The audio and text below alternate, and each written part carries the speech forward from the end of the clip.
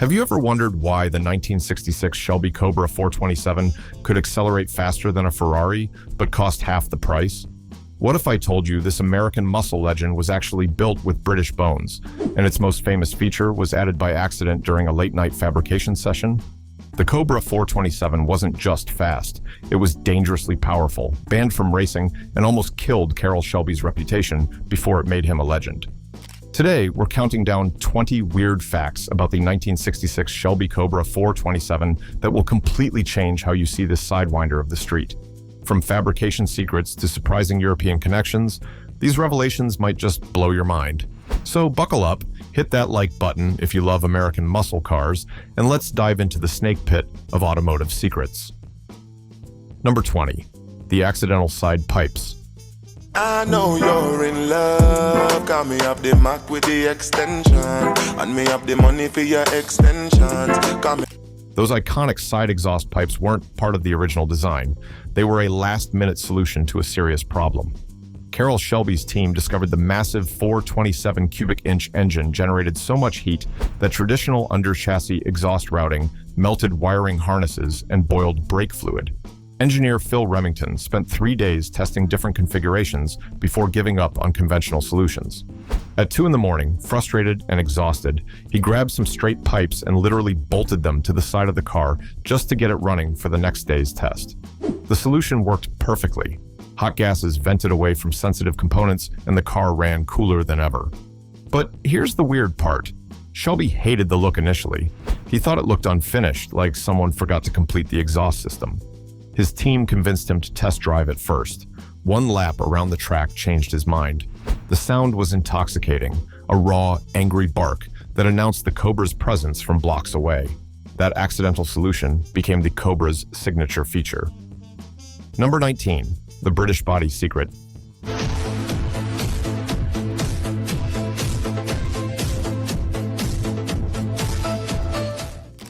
Everyone thinks the Cobra 427 is pure American muscle, but the body was entirely British. A C, Cars and Thames Ditton, England, hand-formed every aluminum panel using traditional coach-building techniques from the 1930s. Shelby didn't build bodies, he didn't even design them.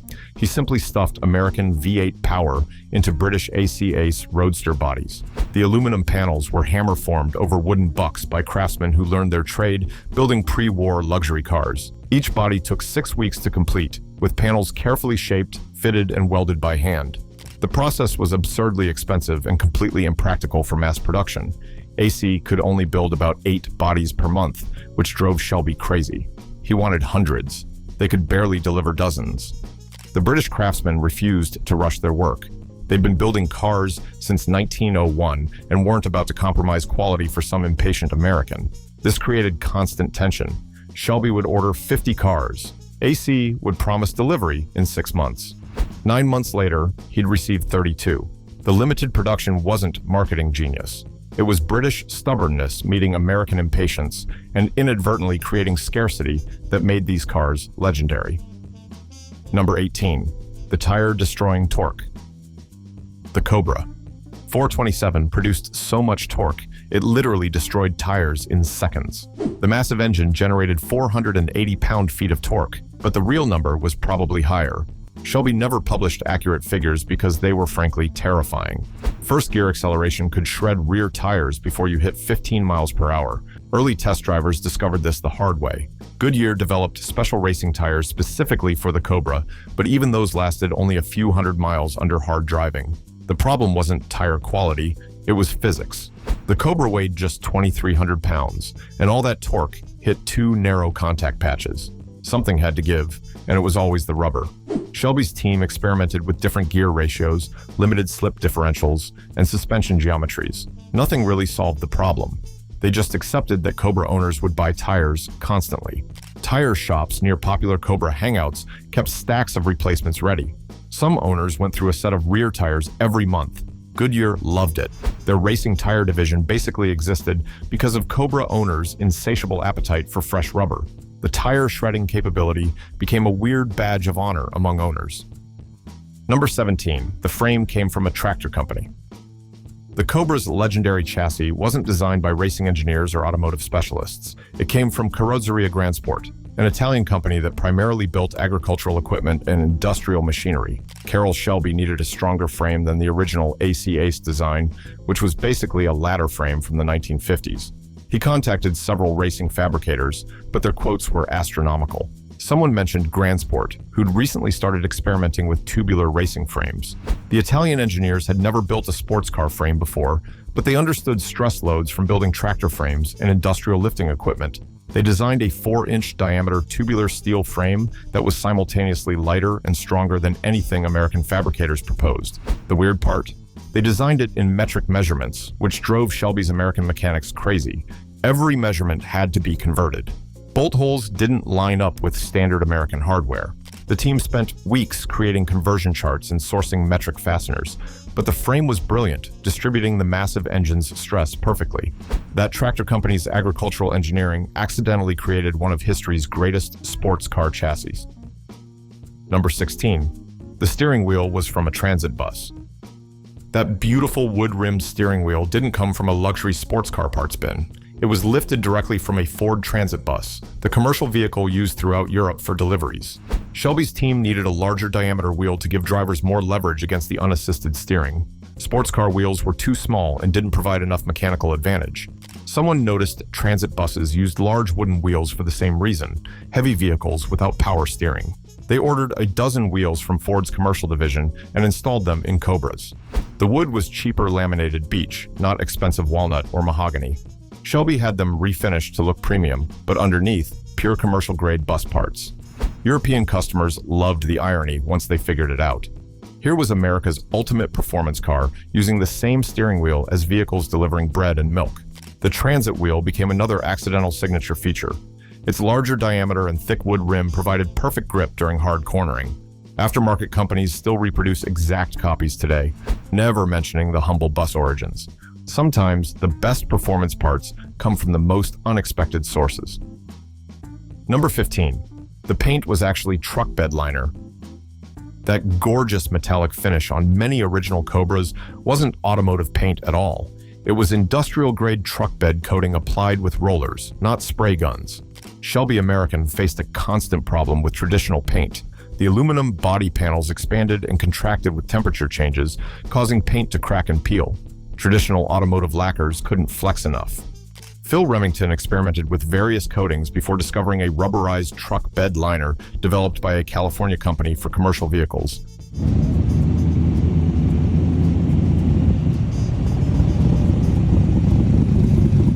The material was designed to withstand impacts, temperature extremes, and flexing truck beds, perfect for aluminum bodies. They thinned it slightly and applied it with foam rollers in multiple coats. The finish looked almost like metallic paint, but had a slightly textured surface. Most people never noticed. Under certain light conditions, you could see the subtle texture that betrayed its industrial origins. The coating was incredibly durable, resistant to stone chips, and actually improved with age as it slightly hardened. Shelby kept this secret for years, fearing it would diminish the car's prestige. Owners loved telling people their exotic sports cars were painted with the same stuff, protecting pickup truck beds. Number 14. The windshield was from a military Jeep. Carroll Shelby didn't custom order windshields for the Cobra. That would cost a fortune. Instead, he raided military surplus yards and bought surplus Willys Jeep windshields by the pallet. The flat glass panels from Korean War-era Jeeps were perfect. They were thick, durable, designed for harsh conditions, and best of all, dirt cheap. Shelby paid about $12 per windshield versus $300 for custom curved glass. His team modified the frame slightly to fit the Cobra's body, but the glass itself was pure military surplus. The setup was brilliantly practical. Jeep windshields were designed to fold down for combat situations, which meant they had robust mounting hardware that could handle vibration and stress. Perfect for a car that generated massive engine vibrations and could hit 150 miles per hour. The military glass was also thicker than standard automotive glass, providing better protection from debris at high speeds. Here's the weird part. Shelby bought so many surplus Jeep windshields that he actually cornered the market. By 1966, other kit car builders couldn't find affordable flat windshields anywhere. Shelby had purchased virtually every surplus Jeep windshield in California. When competitors called asking for his supplier, he'd just laugh and hang up. Those $12 military surplus windshields saved Shelby American thousands of dollars and accidentally created a supply shortage for everyone else building budget sports cars. Number 13. The seats were stolen from Italian barber chairs. Those comfortable bucket seats weren't designed for racing. They were literally repurposed Italian barber chairs. Shelby needed seats that were lightweight, adjustable, and comfortable for long-distance racing. Custom racing seats were expensive and uncomfortable for street driving. During a trip to Italy, someone on Shelby's team noticed barber chairs in Milan shops had perfect bolsters, were height adjustable, and used quality leather. They contracted with a furniture manufacturer who supplied chairs to barbershops across northern Italy. The company modified their chair bases, removing the hydraulic lift mechanism and pedestal, then adapted the seat portion for automotive mounting. The leather was already high quality, designed for all-day comfort and durability. The bolsters held customers steady while barbers worked, which translated perfectly to holding drivers steady during hard cornering. Each seat cost about $40, a fraction of custom racing seat prices. The barber chair supplier became Shelby's secret weapon for interior comfort. They could produce seats quickly and cheaply while maintaining quality.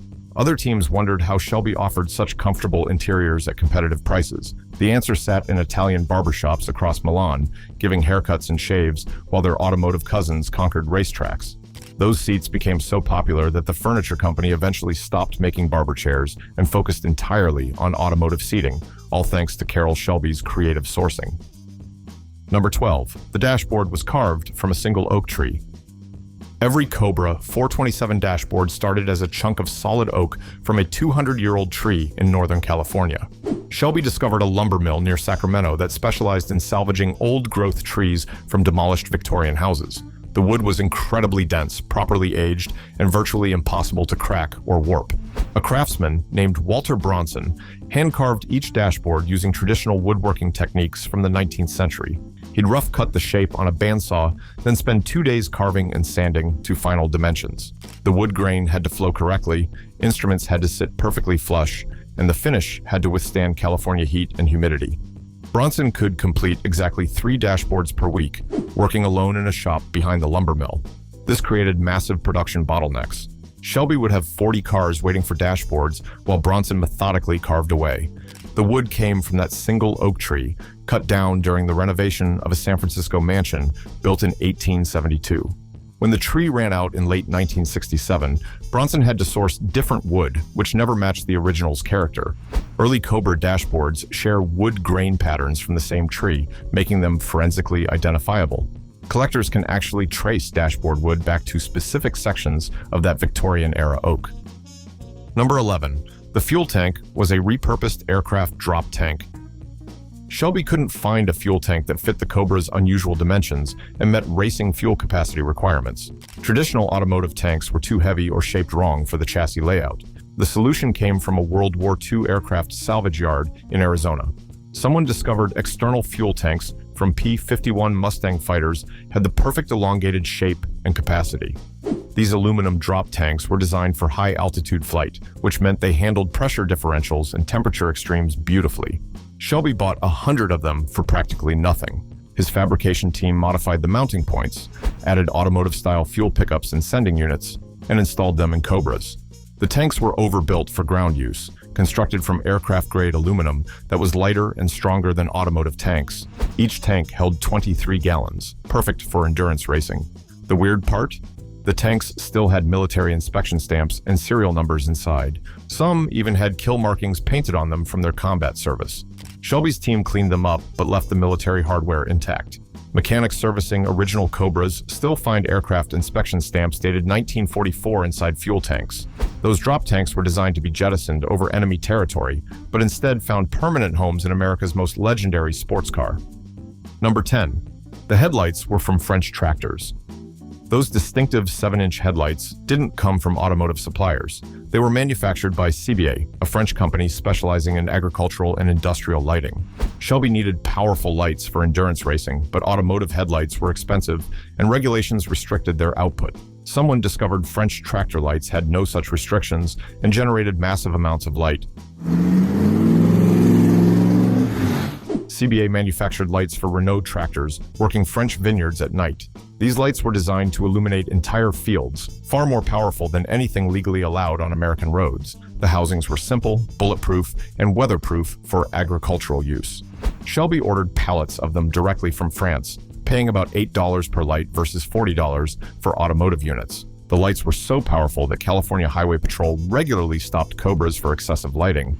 Owners learned to aim them low to avoid tickets, but on racetracks, they could light up straightaways like stadium floodlights. CBA eventually figured out their tractor lights were ending up in expensive sports cars and raised prices accordingly. By then, Shelby had stockpiled enough to last years.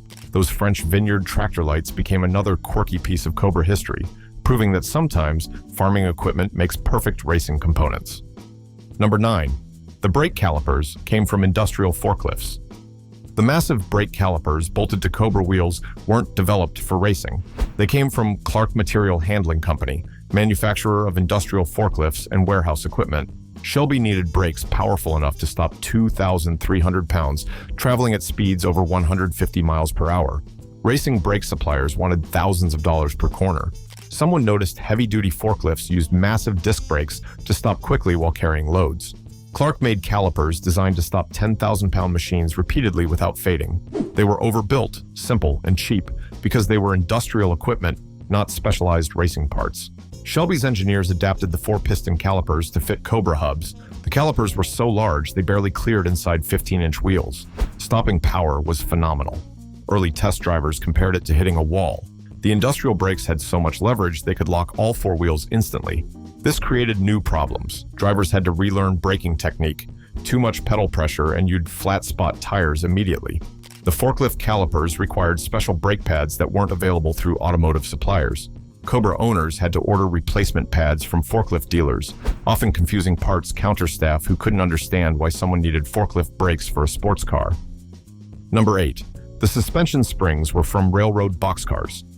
Carroll Shelby faced a unique suspension challenge. The Cobra needed springs stiff enough to handle massive cornering forces, but compliant enough for street driving. Racing spring manufacturers quoted ridiculous prices for custom coil springs. Shelby's solution came from an unlikely source: retired railroad boxcar suspension components. Freight train cars used heavy-duty coil springs designed to carry tons of cargo while absorbing track irregularities.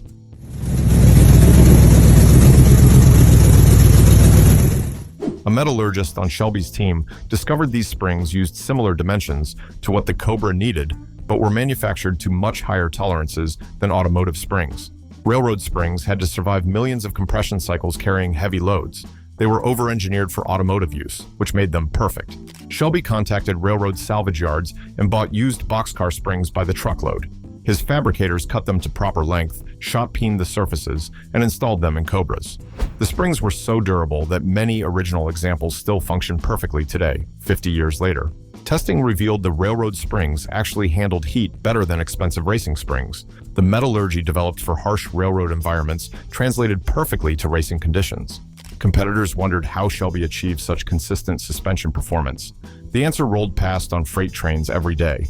Those boxcar springs cost about $3 each versus $75 for racing springs, saving thousands per car while actually improving durability and performance. Number 7. The gauges were purchased from a boat salvage yard. Those classic white-faced instrument gauges weren't from automotive suppliers. Shelby bought them from a maritime salvage company in San Diego that specialized in decommissioned Navy patrol boats. The military specified incredibly durable gauges for harsh saltwater environments, and when boats were scrapped, the instruments went to surplus. Shelby needed gauges that could handle extreme vibration from the massive 427 engine. Automotive gauges constantly failed, needles would stick, or internal mechanisms would shake apart. Someone suggested trying marine gauges designed for high-speed patrol boats. These instruments were built to withstand pounding through waves at 40 knots, more than enough for automotive vibration. The boat gauges used different mounting sizes, requiring custom dashboard modifications, but they were bulletproof. Oil pressure, water temperature, fuel level, all used surplus military marine gauges. The faces were pure white for visibility and bright sunlight, and the internal mechanisms used jeweled bearings, like expensive watches. Shelby paid about $15 per gauge versus $60 for automotive racing gauges. The maritime surplus supplier had thousands in inventory from decommissioned vessels. The only modification needed was changing the calibration for automotive readings instead of marine specifications. Those Navy patrol boat gauges proved more reliable than purpose-built racing instruments. Another example of military over-engineering solving civilian problems perfectly. Number 6. The shifter mechanism was from a semi-truck. That iconic aluminum shifter with its heavy mechanical feel didn't come from a sports car. It was lifted directly from Kenworth semi-trucks, specifically their 18-wheeler gear selector mechanism. Shelby needed a shifter that could handle brutal abuse from racing drivers speed shifting under full power. Sports car shifters were too delicate and broke constantly. Someone noticed big rig shifters were designed for drivers making hundreds of shifts daily while hauling 40 tons. They were overbuilt, simple, and nearly indestructible. Shelby bought surplus Kenworth shifter assemblies and adapted them for the Cobra's 4-speed transmission. The truck shifter required heavy modification. The throw was shortened from nearly 2 feet to about 8 inches. The linkage was redesigned for sports car mounting positions, but the core mechanism, that robust semi-truck engineering, remained intact. The result was a shifter with incredible mechanical feel, but required genuine effort to operate. You couldn't casually flip through gears like modern transmissions. Each shift demanded commitment, a firm grip, and deliberate movement. This perfectly matched the Cobra's character. Everything about the car required driver involvement and physical effort. That truck shifter weighed nearly 12 pounds, far heavier than typical sports car shifters. But it never broke, never wore out, and provided feedback that made drivers feel connected to the transmission. Number 5. The door handles were from refrigerator trucks. Shelby couldn't find door handles that satisfied his requirements. Automotive handles were either too fancy or too flimsy. The Cobra needed something simple, lightweight, and strong enough to withstand being slammed by drivers wearing racing gloves. The solution came from commercial refrigeration equipment. Thermo King, manufacturer of refrigerated truck bodies, made perfect aluminum handles designed for delivery drivers, opening and closing doors hundreds of times daily. These handles were overbuilt for grocery delivery, which meant they were perfect for racing abuse. Shelby bought them in bulk for about $2 each. The handles required no modification, bolting directly into place with minor drilling. They were completely functional with zero aesthetic pretension, matching the Cobra's purposeful character. The refrigerator truck handles were designed to work with gloved hands in freezing temperatures, which translated perfectly to racing gloves in hot conditions. Decades later, those cheap commercial handles still function flawlessly on original Cobras. Meanwhile, expensive Italian sports cars from the same era need constant door handle repairs and replacements costing hundreds of dollars. Number 4. The windshield wipers were aircraft surplus. Those surprisingly effective windshield wipers weren't automotive parts. They came from Douglas Aircraft Company surplus, originally designed for DC-3 cargo planes. Shelby needed wipers powerful enough to clear water at high speeds. Standard automotive wipers couldn't handle the airflow at 100 miles per hour. Aircraft wipers were designed for planes flying through storms at 200 miles per hour, more than adequate for the Cobra's needs. The motors were sealed military units, completely waterproof and vibration resistant. Shelby paid about $6 per wiper assembly from aircraft salvage yards. They were comically overbuilt for automotive use, but performed flawlessly. The wiper arms were solid aluminum, not stamped steel. The blades used natural rubber compounds designed for extreme temperatures and pressures. Installation required custom mounting brackets because aircraft wipers were never meant for curved automotive windshields, but once installed, they cleared water better than any automotive system available. The downside? They were loud, mechanical, and sounded like something from a military vehicle, which perfectly matched the Cobra's overall character. Nobody complained about the industrial sound when they could actually see during rain races. Number 3. The gas cap was from industrial generators. That quick-release fuel cap wasn't a racing part. It came from Onan Corporation, manufacturer of backup generators for hospitals and commercial buildings. Racing fuel caps were expensive specialty items costing $50 or more. Shelby needed something that sealed properly, released quickly during pit stops, and didn't require tools to operate. Generator fuel caps were designed for maintenance workers who needed fast access to fuel tanks without fumbling with keys or complicated mechanisms. They sealed perfectly, had built-in pressure relief, and cost about $4. The caps were aluminum with a twist lock mechanism that secured with a quarter turn, perfect for racing. Shelby bought hundreds from industrial equipment suppliers who had no idea their generator parts were ending up in exotic sports cars. The Onan caps were so robust, they never leaked, even under racing conditions with fuel sloshing violently. Modern reproduction caps cost over $100 and aren't as durable as the original generator parts. Those industrial fuel caps proved that sometimes the best racing equipment comes from completely unexpected sources. Another example of Shelby's genius for creative sourcing. Number 2. The rear axle was from a school bus.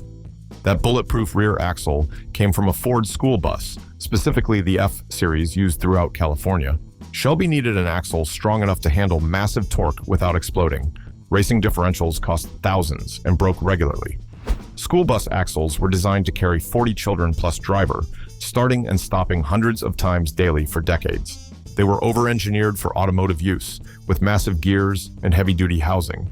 Shelby bought surplus axles from school districts, retiring old buses, paying about $50 each.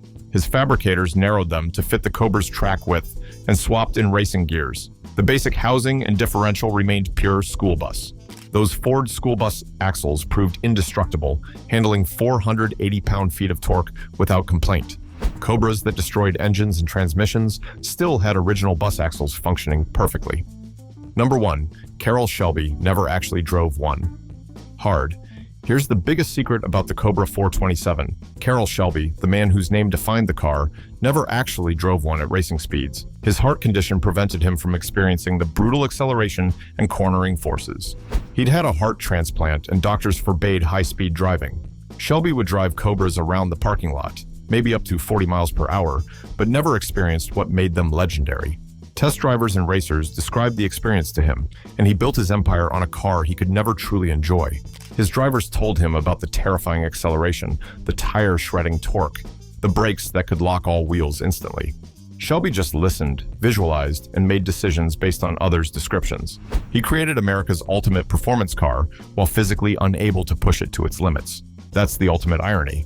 And there you have it, 20 weird facts about the 1966 Shelby Cobra 427 that even the biggest muscle car fans probably didn't know.